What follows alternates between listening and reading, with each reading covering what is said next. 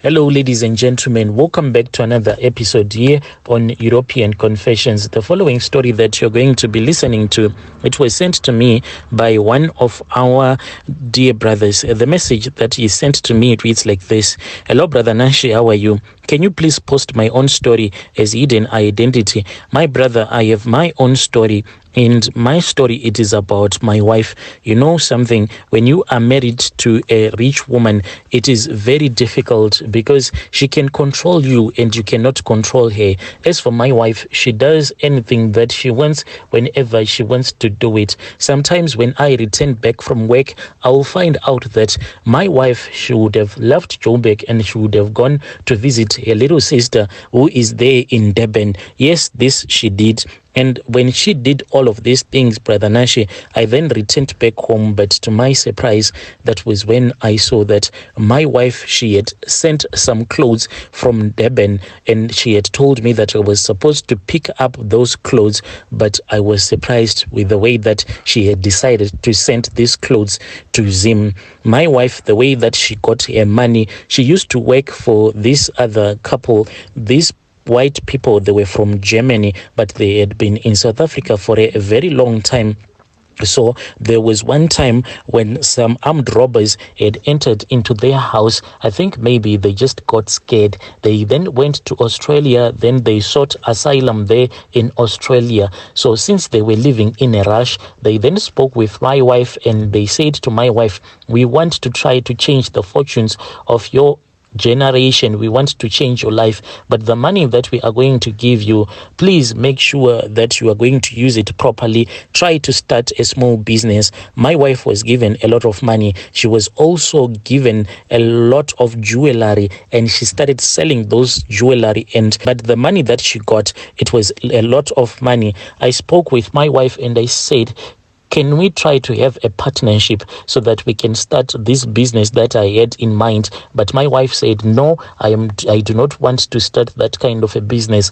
My wife said, I just want to have these clothing shops. So my wife, she has her boutiques as well as the normal clothing shops. You know, on the side where we can say that they are poor people, she sells this type of clothes that are cheap. And then close to the estates and where the rich people hang out, that is where she sells these beautiful dresses like your dinner dresses and stuff like that are quite expensive. Some of these dresses, Brother Nashi, they range from 3,000 up to 15,000 rands. They are quite expensive, and a lot of rich women, they do come to my wife's boutique so that they can buy these dinner dresses. So my wife started to make a lot of money. When my wife started to make a lot of money, she never cared about how I felt. She would act the way that she wanted to act, and she will never even ask me if the thing that she was doing,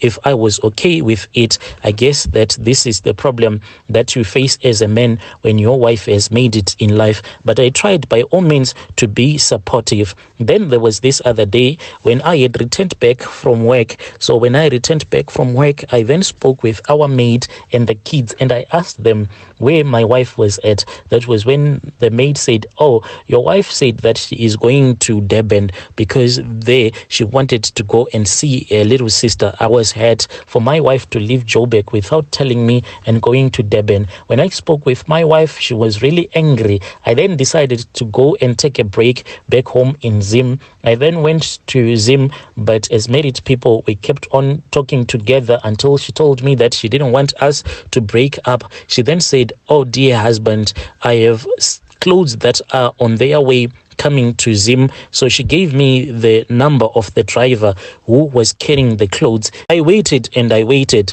Finally, this man who had these dresses that were supposed to be taken to this other boutique here in Harare, and when this driver told me where he was at, I was surprised because I saw that the quantum taxi that he was driving, this was not a normal quantum taxi, but it was that one that they use when they are transporting some dead bodies from South Africa. I went and I spoke with him because I thought maybe this was some kind of a mistake. But when I approached him, when he asked my name and when I told him, he said, "Oh, so you are the one who is supposed to pick up this parcel?" And I said, "Yes, indeed, I am the one." I was very surprised because my wife will never do such a thing, to send some clothes from South Africa using this taxi that was carrying a coffin. It was something that I never thought my wife would do. We then went to the back of this taxi. So this taxi, what they did with it is that they removed all the seats except for the driver and the passenger seat.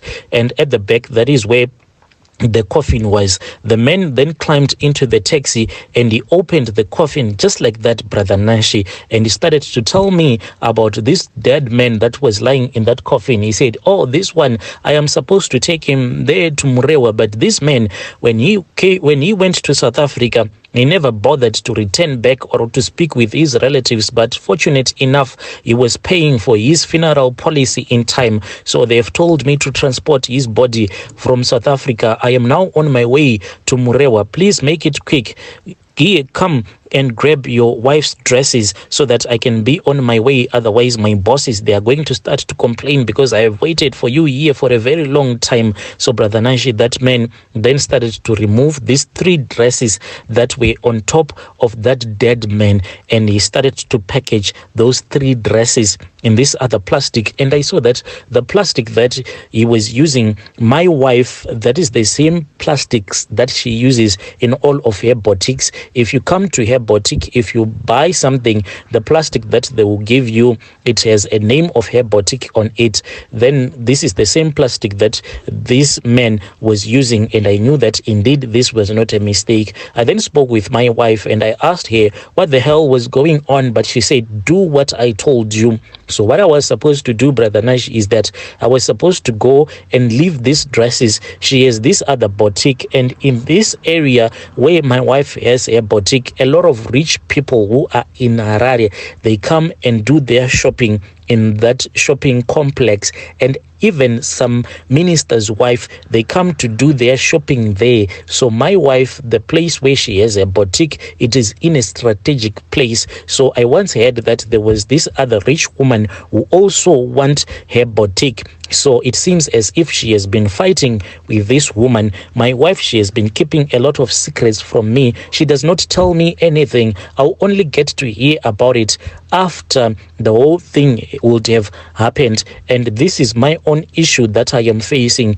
I went with the dresses to that place where my wife is her boutique, and I left those dresses, Brother Nashi, and I tried to ask her what was the meaning of this whole thing, because my wife has a lot of money and she has some truck drivers who can actually transport these dresses when they arrive in South Africa from Durban, and then they will be brought to Joburg or they will be brought to Harare. Even my wife's little sister, who is in Durban, she is the one who regularly orders the stuff online. Then she will pick them up at Durban. Then she can even transport these items. She will only tell a big sister when the stuff will have arrived in Harare. They've been working like this for a very long time, but all of a sudden things have changed, Brother Nashi. My wife, she is now sending these dresses inside a coffin. If it was an empty coffin, we would say maybe she's trying to cut some corners, maybe she is trying to save some money, but there was a dead man that was inside, and I know that she has been performing these rituals. So I then spoke with one of my wife's relatives about this issue. She is also staying in Durban. I asked her what is going on. Does she know about this issue of dresses being transported from South Africa in a coffin? She then said, oh uncle, so you do not know. If you do not know, then you are in trouble, because the things that your wife and her little sister has been doing, they are not nice at all. My wife, she is now a ritualist, a certified ritualist, and what pains me the most is that I have lost control over my wife. She does whatever she wants to do because financially, yes, she is independent and there is nothing that I can do about it. Even if I tell her that let us get divorced, even if I say I am returning back home to Zim, she will say, you know that you and I, on paper, we are not legally married. It is just that for 9 months I carried your babies in my womb. That is the only relationship that is there between you and me, and legally we are not married, so you can do what you want. At the end of the day, Brother Nashi, I find myself listening to my wife instead of her listening to me. She does what she wants whenever she feels like she wants to do it. Right now I have a problem with high blood pressure. This high blood pressure, it only started when my wife started to make a lot of money. You know, when you continuously argue with your wife, when you see that your wife is no longer obedient to you and there is nothing that you can do about you, as a man, it affects you. It has been affecting me, and I feel as if I am dying inside. There is no one that I can talk to about this issue, but I am just suffering all alone. Even at that time when I saw these dresses being taken out of a coffin, I just felt dizzy because I figured it out that my wife is now a ritualist. I felt so dizzy. I wanted to collapse, but I know it is because of this high blood pressure that causes all of these things. When I get so stressed, I really feel dizzy, and sometimes I can even faint. But this is my own story, Brother Nashi. Your dear listeners, right there was a narration of that message that was sent to me by our dear brother. Strange things do happen in this world.